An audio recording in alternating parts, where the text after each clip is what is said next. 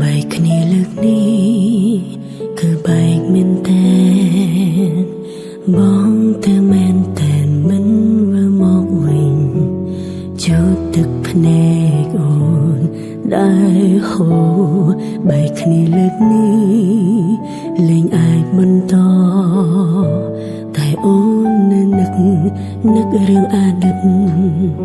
ពេលដែលមានបងនៅមិនតន់បំភ្លេចអនុសា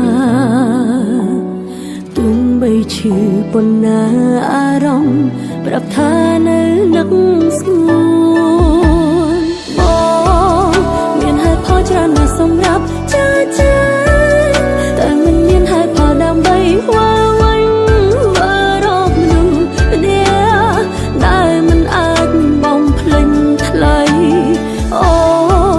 ព្យាយាមហើយតែមិនអាចឈប់រីងរៃទឹកភ្នែកហូរព្រោះភាពឈឺចាប់ស្ទើររៀងរាល់ថ្ងៃរងចាំបងទាំងដឹងមិនអាចដូចដែរ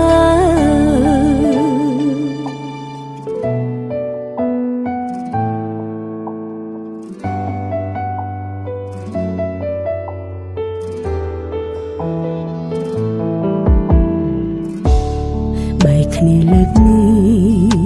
លែងអាចបន្តតែអូននឹករឿងអតីត